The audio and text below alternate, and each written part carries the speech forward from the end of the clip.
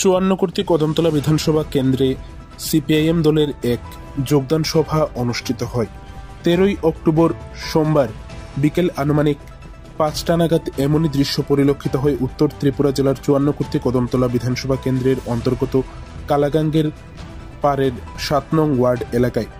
উল্লেখ্য, কালাগাঙ্গের পাড়ের 7 নং ওয়ার্ড এলাকায় সিপিআইএম দলের এক যোগদান সভা অনুষ্ঠিত হয়। উক্ত যোগদান সভায় বিজেপি দল ত্যাগ করে 42 জন এবং কংগ্রেস দল ত্যাগ করে 26 জন ভোটার সিপিআইএম দলে যোগদান করে।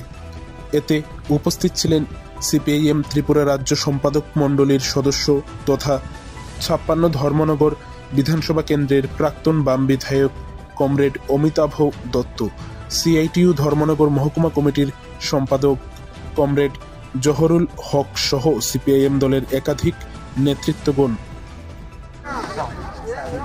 উন্নয়ন স্তব্ধ হয়ে গেছে, গণতন্ত্র বিধ্বস্ত, আইনের শাসন ভেঙে পড়েছে, সর্বত্র লুটের রাজত্ব কায়েম হয়েছে, দেশের সাম্রাজ্য বিস্তার হয়েছে, শিক্ষা ব্যবস্থার চরম নৈরাজ্য চলছে। সাম্প্রতিককালে আপনারা দেখেছেন মাধ্যমিক এবং উচ্চ মাধ্যমিক পরীক্ষায় অস্বাভাবিক হারে 3 গুণ হারে পরীক্ষার ফিস বাড়িয়ে দিয়েছে।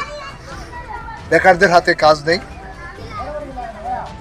রেগার শ্রমিকরা তাদের পেটে ভাত নেই, হাতে কাজ নেই, মজুরি বাড়েনি, নারীদের কোনো নিরাপত্তা নেই। এই পরিস্থিতির মধ্যে আমরা দেখছি কালাগাঙ্গের পাড়ের যে প্রধান এবং উপপ্রধান তারা কাজ করতে পারছেন না, তারা সাংবিধানিক অধিকার প্রয়োগ করতে পারছেন না। কালাগাঙ্গের পাড়ে গত 6 মাস ধরে সমস্ত কাজ বন্ধ, সমস্ত উন্নয়নমূলক কাজ স্তব্ধ হয়ে গেছে। তার বিরুদ্ধে সিপিআইএমের নেতৃত্বে তীব্র লড়াই চলছে। এই লড়াই চলবে আগামী দিনেও।